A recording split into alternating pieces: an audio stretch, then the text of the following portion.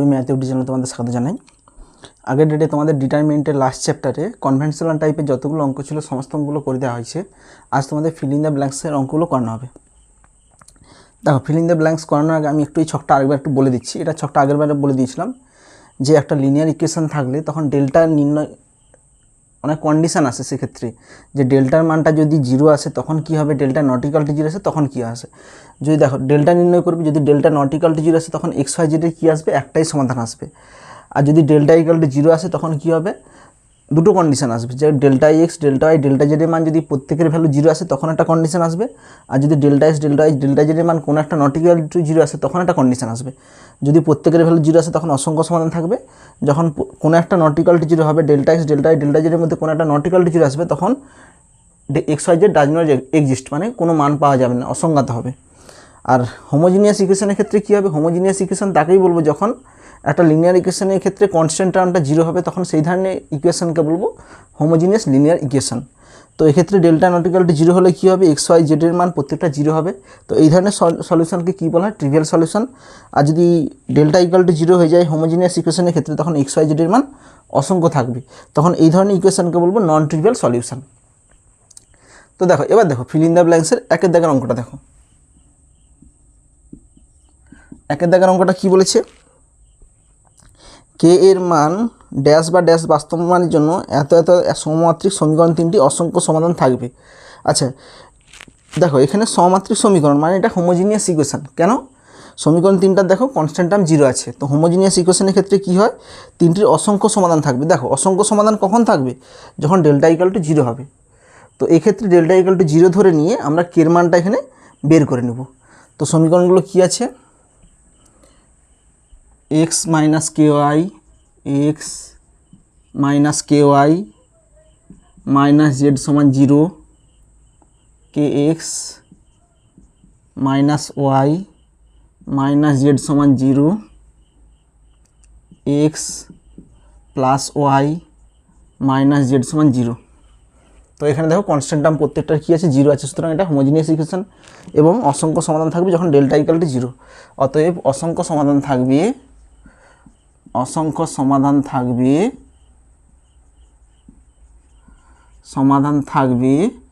If delta equal to zero. আচ্ছা delta মানে কি, ডেল্টা হচ্ছে এক্স ওয়াই জেডের কোএফিসিয়েন্ট দিয়ে গঠিত ডিটারমিনেন্ট।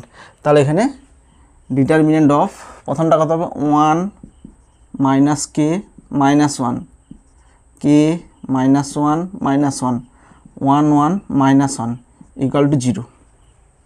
আচ্ছা এবার এখানে ক্যালকুলেশন করো, এই রয়েছে ওয়ান ইন্টু কত হবে, ওয়ান মাইনাস ওয়ান সে প্লাস ওয়ান, এখানে মাইনাস ওয়ান সে প্লাস কে ইন্টু কত হবে, মাইনাস কে মাইনাস ওয়ান সে plus one, minus one into K plus one সমান জিরো।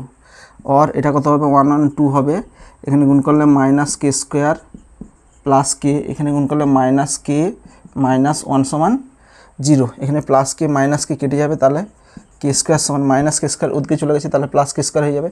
তাহলে টু মাইনাস ওয়ান কত হবে, ওয়ান হবে। তাহলে কে ইকুয়াল টু কত হবে, প্লাস মাইনাস ওয়ান। তাহলে অপশান কত হবে, option C, option C. Next দেখো, নেক্সট দুয়েরটা কী বলেছে, A comma B plus C, B comma C plus A এবং C comma A plus B বিন্দু তিনটি দ্বারা গঠিত ত্রিভুজের ক্ষেত্রফল কোনটা হবে। অতএব ত্রিভুজের ক্ষেত্রফল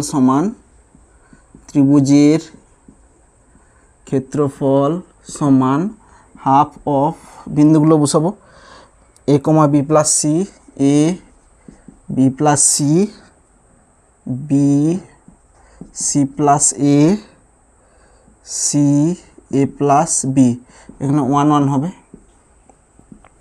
সমান হাফ অফ। আচ্ছা দেখো, এইটার সঙ্গে এইটা যোগ করে দিবে, এই কলামের সঙ্গে এই কলাম যোগ করে দেবে, তখন কী হয়ে যাবে বলতো, এই কলামটা এ প্লাস বি প্লাস সি হয়ে যাবে। তো এ প্লাস বি প্লাস সি যদি কমন নেই তখন এখানে কত হয়ে যাবে, ওয়ান ওয়ান হয়ে যাবে। আর ওয়ান ওয়ান হলে এই কলাম সেম হয়ে যাবে, তখন দুটো কলাম যদি সেম হয়ে যায় সেই ডিটারমিনেন্টের ভ্যালু কী হয়, জিরো হয়ে যায়, তখন ত্রিভুজের ক্ষেত্রফল জিরো হয়ে যাবে। তো এটা অ্যান্সার জিরো আসবে। তাহলে দেখো কী করছি, দেখো এটা প্লাস এটা করছি, A plus B plus C, এটা প্লাস এটা করলে A plus B plus C, এটা প্লাস এটা করলে A plus B plus C, এখানে হবে B plus C, C plus A plus B, 1 1 1 সমান, এইখান থেকে কমন নিয়ে নিচ্ছি half of A plus B plus C common নিয়ে নিচ্ছি, এখানে কত হবে 1 1 1 B plus C, C plus A plus B, 1 1 1। এবার দেখো দুটো কলাম সেম হলে এই ডিটারমিনেন্টের ভ্যালু কত হয় 0 হয়, এটা 0 0 ইন্টু এটা কত হবে 0 হবে, তাহলে অপশান কত হবে অপশান এ, অপশান এ। আচ্ছা এখানে কি অপারেশন লাগাচ্ছি, c1 dash equal to c1 plus c2। Next দেখো নেক্সট তিনেরটা কি বলেছে, টি এর মান ড্যাশ বা ড্যাশ হলে এত এত এত বিন্দু তিনটির সংযোগ উৎপন্ন ত্রিভুজের ক্ষেত্রফল 12.12 বর্গ একক হবে। আচ্ছা বিন্দু তিনটা দিয়ে গঠিত ত্রিভুজের ক্ষেত্রফলে মানটা দেওয়া আছে যে 12.12, তাহলে সেখানে যে টি দিয়ে যে বিন্দুগুলো আছে সেইখান থেকে টি এর মানটা বের করতে হবে। আচ্ছা দেখো তাহলে বিন্দু তিনটি দিয়ে গঠিত ত্রিভুজের ক্ষেত্রফল কত হবে, হাফ অফ, তাহলে এখানে বিন্দু তিনটা বসাবো, একটা -1 একটা টি হবে, আর একটা t-2, আর একটা 1 আছে, আর একটা t-2, আর একটা টি আছে, তাহলে এগুলো কত হবে 1 1 হবে। তো এই বিন্দু তিনটা গঠিত ত্রিভুজের ক্ষেত্রফল কত হবে 12.12, এটা দেওয়া আছে। তো এইখান থেকে এইটাকে ক্যালকুলেশন করে দুটাকে এধারে সিম্পলিফাই করে আমরা টি এর মানটা বের করে নেব। তাহলে কত হবে হাফ অফ, দেখো এখানে একটা অপারেশন লাগাও যাতে কিছু এলিমেন্ট 0 আসে, এটা মাইনাস এটা করে দিবে, তাহলে এখানে 0 চলে আসবে, আবার এটা মাইনাস এটা করে দিবে 0 চলে আসবে, তাহলে এটা মাইনাস এটা আছে, এটা যেমন আছে থাকবে, ফার্স্ট রো যেমন আছে থাকবে, এটা মাইনাস এটা করো t-2 প্লাস 1, তাহলে কত হবে t-1, এটা মাইনাস এটা করলে কত হবে 1 মাইনাস টি আসবে, তাহলে মাইনাস কমন নিলে কত আসবে t-1 আসবে, এটা মাইনাস এটা করে 0 আসবে, এটা মাইনাস এটা করে 0, এটা মাইনাস এটা করে কত আসবে t-1, এটা মাইনাস এটা করো 0 আসবে, সমান 12 দুগুণে 24 25/2। আচ্ছা এখানে হাফ, এখানে 2টা কেটে যাবে, মানে এটা হাফই আছে, তার নিচে আছে বলে এটা হাফটা, এখানে 1/2 আছে, তাহলে কেটে গেল এখানে অর। আচ্ছা এবার এই কলামের সাপেক্ষে এটাকে ভাঙো, তাহলে এই কলামে কি আছে, এটা 0 0, এটা 1 আছে, তাহলে 1 ইন্টু কত হবে, এটা ইন্টু এটা মাইনাস এটা ইন্টু কত হবে t-1 এর হোল স্কোয়ার, এটা 0 হবে, সমান কত হবে এখানে 25, और t-1 সমান রুট ওভার স্কোয়ার হতে গেলে কী হবে রুট ওভার হবে, তাহলে প্লাস মাইনাস রুট ওভার 25 মানে কত হবে 5 আসবে। তাহলে এখান থেকে দুটো কন্ডিশন আসবে, একটা t-1 সমান +5 আসবে, আর একটা আসবে t-1 সমান -5, তাহলে এখান থেকে t ইকাল টু কত হবে -1 হতে গেলে +1, তাহলে কত হবে 6 আসবে, এখান থেকে t ইকাল টু কত আসবে -1 হতে গেলে +1, তাহলে কত আসবে -4, t এর মান 6, -4, তাহলে কত হবে option A, option A. Next দেখো নেক্সট চারেরটা কী বলেছে, a square a cube b square b cube এবং c স্কোয়ার c কিউব শীর্ষবিন্দু বিশিষ্ট ত্রিভুজের ক্ষেত্রফল হয় ড্যাশ। আচ্ছা তিনটা বিন্দু দিয়ে আছে, জাস্ট ত্রিভুজের ক্ষেত্রফল কোনটা হবে সেটা বের করতে বলছি, কিছু নেই অঙ্কটাতে। অতএব ত্রিভুজের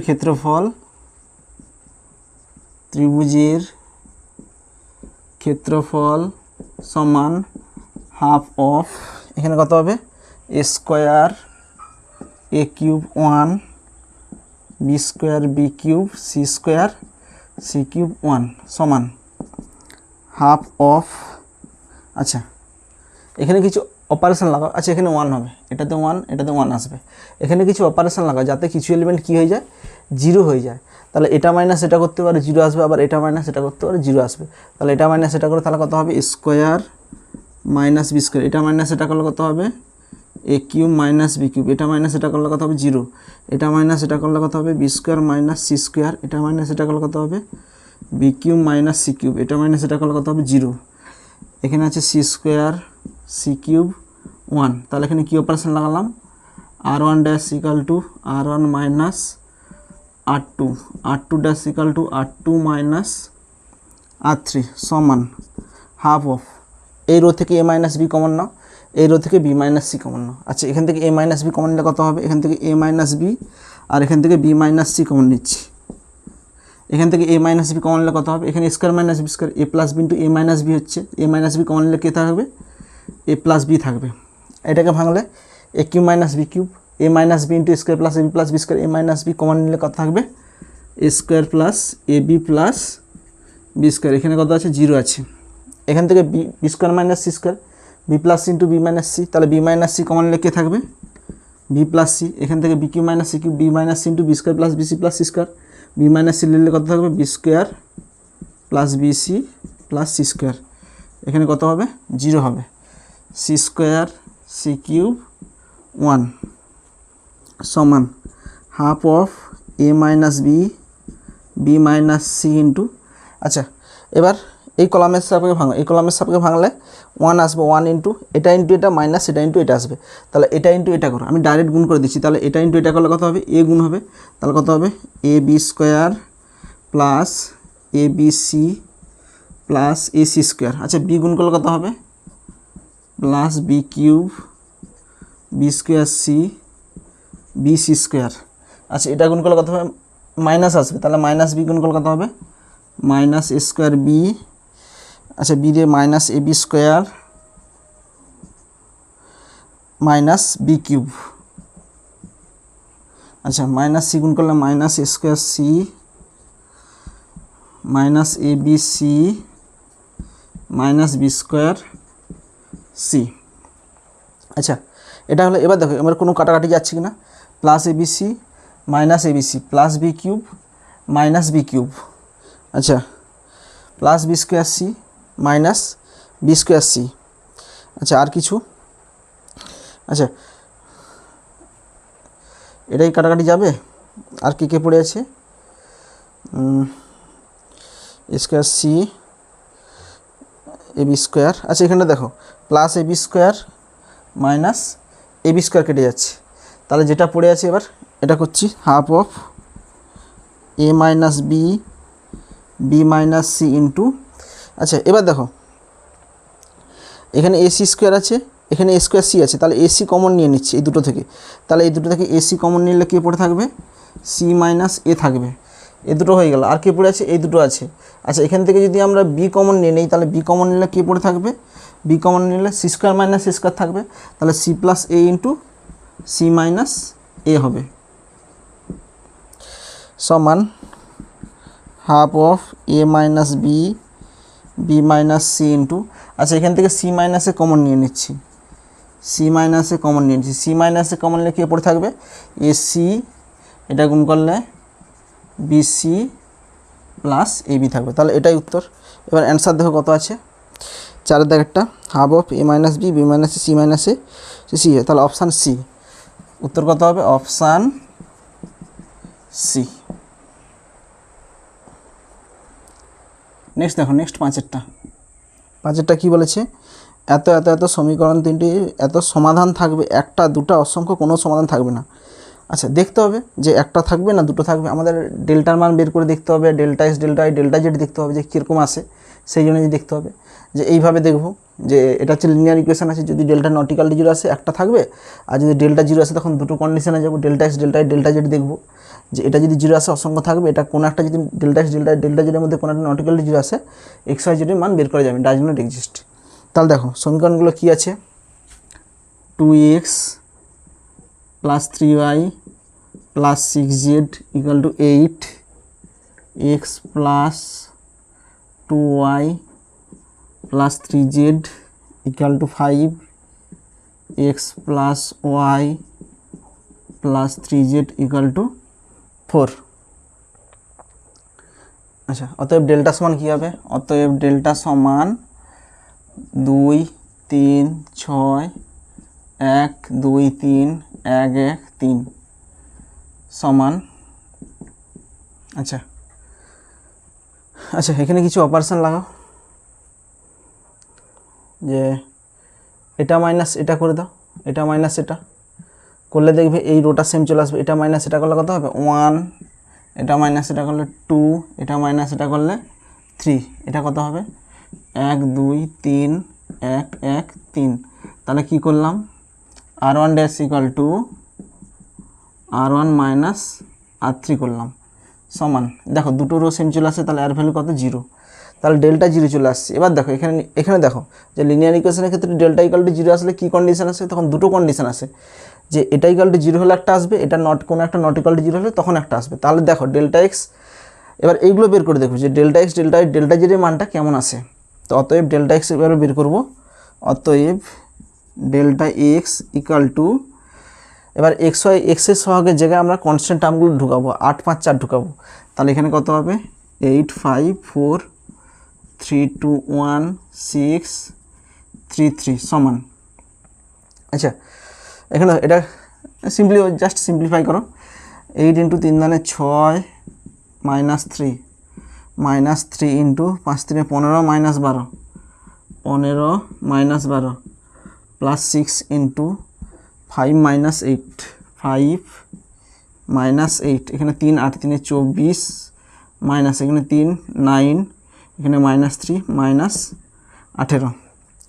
তাহলে এখানে কত হবে 24 -9 কত হবে এখানে 15 -18, তাহলে -3 নট ইকাল টু 0। তাহলে দেখো delta x not equal to 0 আসছে, তাহলে কোনো একটা নট ইকাল টু 0 হলে তখন কত হবে X Y Z does not exist, মানে মান বের করা যাবে না। তাহলে X comma Y comma Z does not exist, তাহলে এক্স ওয়াই জেডের মান বের করা যাবে না। তাহলে অপশান কোনটা হবে, কোনো সমাধান থাকবে না, মানে মান বের করা যাবে না। তাহলে option D, option D. Next দেখো, নেক্সট ছয়টা কী বলেছে 1/x plus 1/y plus 1/z equal to 1, 2/x 2y এত আছে। সমীকরণ 3টি ড্যাশ সমাধান থাকবে। আচ্ছা এতক্ষণ আমরা অঙ্কগুলো করে আসছি যে এক্সের মানগুলো যেগুলো থাকতো সেগুলো উপরেই থাকতো, এখানে 1/x টাইপের আছে। এখান থেকে আমাদের দেখতে হবে যে এক্সের মানগুলো কীরকম আসবে, যে একটা একক সমাধান থাকবে এক্স ওয়াই জেডের মানগুলো, 3টা থাকবে অসংখ্য থাকবে, কোনো সমান থাকবে না। এখানে 1/x টাইপের আছে, তো এটাকে আমরা এক্সে আগে কনভার্ট করব, তারপরে এটার মান আমরা বের করে চেক করব। তাহলে দেখো সমীকরণগুলো কী আছে। আচ্ছা 1/x টাইপের আছে, তাহলে এখানে আমরা ধরে নেব যে লেট, এখানে আমরা ধরে নিচ্ছি লেট 1/x ইকাল টু, এটাকে আমরা ক্যাপিটাল এক্স ধরে নিচ্ছি, আর 1/y equal to capital Y ধরে নিচ্ছি, আর 1/z ইকাল টু এটা স্মল জেডে ইকাল টু ক্যাপিটাল জেড ধরে নিচ্ছি। তাহলে সমীকরণগুলো কী আছে, সমীকরণগুলো আছে 1/x plus 1/y plus 1/z equal to 1 আছে, 2/x plus 5/y plus 3/z equal to 0 আছে, 1/x plus 2/y plus 4/z equal to 3 আছে। আচ্ছা এগুলো সব স্মল জেডে, সব স্মল জেড। এবার চলে আসো, তো এইটাকে আমরা কি লিখতে পারি 1/x মানে কি ধরছিলাম আমরা, ক্যাপিটাল এক্স ধরছিলাম। তাহলে এখানে ক্যাপিটাল এক্স লিখবো, capital X plus capital Y plus capital Z equal to 1। আর এখানটা দেখো এখানে 2 ইন্টু 1/x আছে, 2 ইন্টু 1/x মানে কি ক্যাপিটাল এক্স ধরবো, 2x plus 5y plus 3z equal to 0।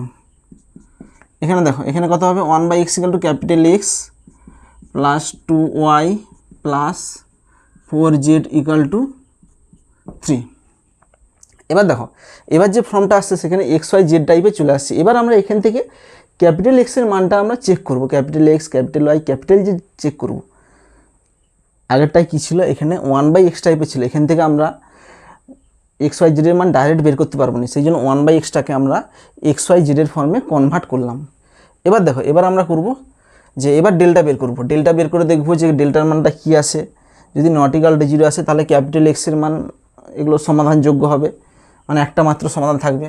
অতএব এখানে ডেল্টা বলতে কত, ডেল্টা বলতে capital X capital Y capital জেডের কোএফিসিয়েন্ট দিয়ে গঠিত ডিটারমিনেন্ট। তাহলে কত হবে ডেল্টা ইকাল টু 1 1 1 2 5 3 1 2 4 সমান। এখানে কত হবে, অপারেশন করার দরকার নেই, এখানে 5 4 20 -6 -1 ইন্টু 8 -3 প্লাস 1 ইন্টু 4 -5 সমান। এখানে কত হবে 14 -5 14 -5 -1, তাহলে কত হবে -4 -6, এখানে কত হবে, এখানে 8 আসবে। তাহলে ডেল্টা বাড়ি গেল। এবার ডেল্টা, আচ্ছা ক্যাপিটাল এক্স লিখছি এখানে, কারণ ক্যাপিটাল এক্স দিয়ে সমীকরণগুলো গঠন করছি। ডেল্টা এক্স সমান কত হবে? আচ্ছা, এটা নট ইকাল টু 0,